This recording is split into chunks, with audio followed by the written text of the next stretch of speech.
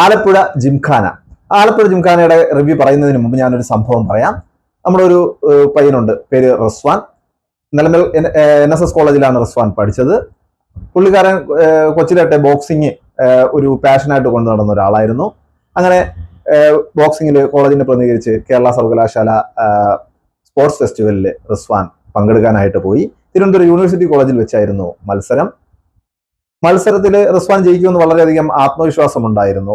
പക്ഷെ മത്സരത്തിന്റെ അന്ന് അവിടെയുള്ള SFIയിലെ നേതാക്കന്മാര്, വിദ്യാർത്ഥികൾ, അങ്ങനെയുള്ളവരെല്ലാവരും കൂടെ വന്ന് റിസ്വാനെ കണ്ടിട്ട് പറഞ്ഞു, നീ ഏത് കോളേജ് ആയിക്കോട്ടെ, ഏത് പാർട്ടിക്കാരനോ ആയിക്കോട്ടെ, നിന്റെ പാർട്ടിയോ കോളേജോ ഒന്നും നമുക്ക് പ്രശ്നമല്ല, മത്സരത്തിൽ യൂണിവേഴ്സിറ്റി കോളേജിലെ പയ്യൻ തോൽക്കാൻ പാടില്ല. അത് നമുക്ക് നാണക്കേടാണ്. ഇൻ കേസ് തോക്കെങ്ങാണം ചെയ്തു കഴിഞ്ഞാൽ നീ ജീവനോട് ഇവിടുന്ന് പോകില്ല എന്ന് പറഞ്ഞ ഭീഷണിയായി. അതോട് കൂടി റിസ്വാൻ മാനസികമായി തകരുകയും അവന് മത്സരത്തിൽ പരാജയപ്പെടുകയും ചെയ്തു. ഇത് ആലപ്പുഴ ജിംഖാന കണ്ടപ്പോൾ ഈ ഒരു സംഭവം എനിക്ക് ഓർമ്മ വന്നു. അന്നും ഇന്നും ബോക്സിങ്ങിലും മറ്റുമൊക്കെ ഇതുപോലുള്ള സംഭവങ്ങളുണ്ട്.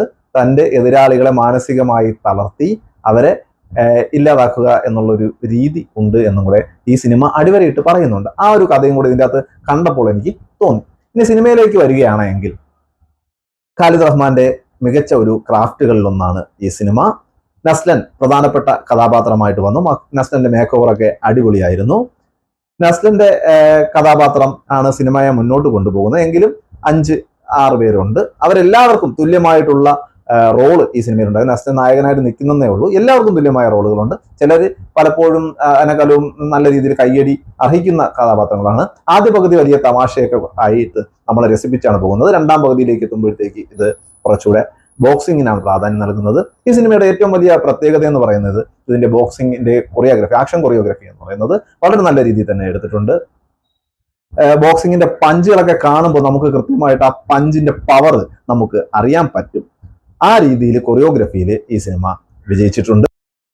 പിന്നെ ലുക്മാൻ ഈ സിനിമയിൽ വളരെ വ്യത്യസ്തമായ ഒരു ജിം ട്രെയിനറുടെ വേഷത്തിലാണ് വരുന്നത്. ലുക്മാന്റെ കഥാപാത്രം ഈ സിനിമയ്ക്ക് നൽകുന്ന ഊർജം ചെറുതല്ലാതെ ഉണ്ട്. പിന്നെ കോട്ടയം നസീറുണ്ട്. ഷൈൻ ടോം ചാക്കോ വളരെ പ്രധാനപ്പെട്ട ഒരു ഗസ്റ്റ് റോളിൽ വരുന്നുണ്ട്. ഇപ്പൊ അടുത്തുള്ള കുറെ പടങ്ങളിൽ ഷൈൻ ടോം ചാക്കോ ഗസ്റ്റ് ആയിട്ടാണ് വരുന്നത്. 3 നായികമാരാണ് സിനിമയിലുള്ളത്. അവരുടെയും പെർഫോമൻസ് എടുത്തു പറയേണ്ടത് തന്നെയാണ്. അവർ നല്ല രീതിയിൽ പെർഫോം ചെയ്തിട്ടുണ്ട്. ഷൈൻ ടോം ചാക്കോ ഇതിൻ്റെ അകത്ത് ഒരു ഗസ്റ്റ് റോളിൽ വരുന്നുണ്ട്. പുള്ളിയും ഇപ്പോൾ കുറെ സിനിമകളിൽ ഗസ്റ്റ് റോളിലാണ് വരുന്നത്. മൊത്തത്തിൽ പിള്ളേരോടൊപ്പം ഇരുന്ന് കോളേജ് പിള്ളേരുടെ വൈബോട് കൂടി കുറെ തമാശകളൊക്കെ ആയിട്ടിരുന്ന് നമുക്ക് എൻജോയ് ചെയ്ത് കാണാൻ പറ്റിയ ഒരു സിനിമ തന്നെയാണ് ആലപ്പുഴ ജിംഖാന. കൺവെൻഷണൽ രീതിയിലുള്ള ക്ലൈമാക്സ് അല്ല സിനിമയ്ക്കുള്ളത്.